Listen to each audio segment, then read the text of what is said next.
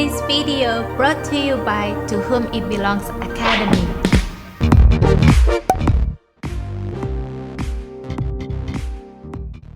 The Bible is a small library of books that came from the history of the people of ancient Israel. The prophets saw Israel's story as an important part of what God was doing for all humanity. The prophets were masters of storytelling.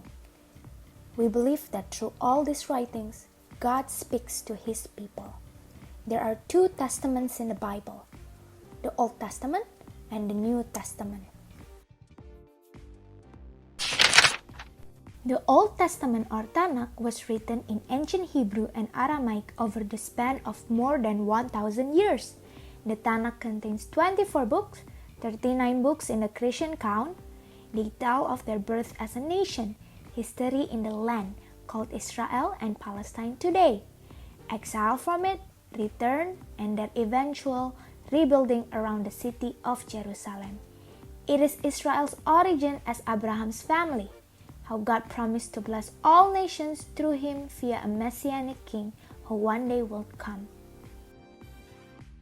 Creation and the royal task. In Genesis chapter 1 and 2, God confronts chaos.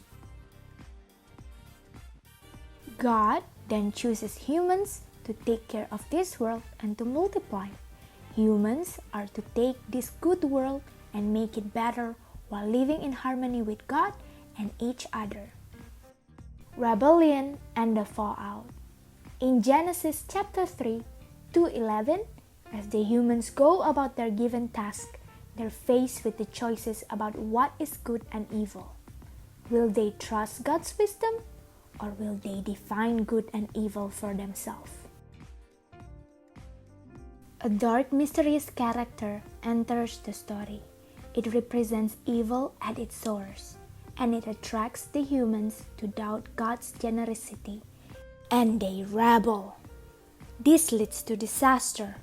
Humanity's relationship with God is broken, and their relationship with themselves, their families, and the earth break down.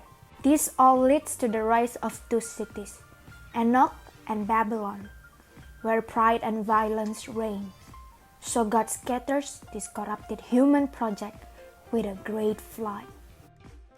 The book of Genesis chapter 12 to 50, Exodus, Leviticus, Numbers, and Deuteronomy. God chooses Israel to bless the nations. Here the story of the Bible takes an important turn. God makes a covenant promise to Abraham's family who come out of Babylon. God promises that from Abraham and Sarah will come a new people, a nation that has another chance to make the right choice. If they succeed, it will open up this new way forward for the rest of humanity. The family grows, but they become enslaved in Egypt. As a nation, Egypt represents all that's gone wrong with humanity: idolatry, injustice, and giving into evil. God raises up Moses and defeats Egypt's evil, rescuing his people and bringing them to Mount Sinai. God personally lived among them. But despite God's personal guidance, Abraham's family give in to that same temptation to redefine good and evil on their own terms apart from God. The book of Joshua, Judges, Ruth, 1st and 2nd Samuel, 1st and 2nd Kings, 1st and 2nd Chronicles, Ezra, Nehemiah, Esther, Job, Psalms, Proverbs, Ecclesiastes, and Song of Songs. Israel's royal failure. Israel enters the promised land, and they blow it big time. They begin worshiping the gods of the nations around them, leading to corruption and injustice. Even their best kings, like David and Solomon, fail miserably. Then the tribes of Israel are conquered by the superpower Babylon. Most of the Israelites are then dragged into exile in Babylon. All of the nations have continued with their rebellion, ruining God's good world. Even God's own chosen people are doing the same. The book of Isaiah, Jeremiah, Lamentation, Ezekiel, Daniel, Hosea, Joel, Amos, Obadiah, Jonah, Micah, Nahum, Habakkuk, Zephaniah, Haggai, Zechariah, and Malachi. Israel's exile and prophetic hope. Despite Israel's sin, all wasn't lost.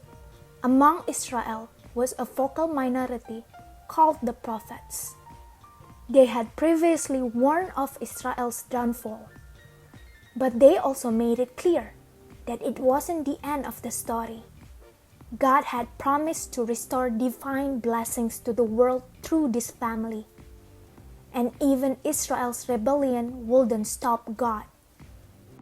Their hope was that after the exile, God would return to live among His people once again, and a great leader would come and lead Israel in faithfulness to their God. Moreover, it will be through this very leader that God would rescue the world.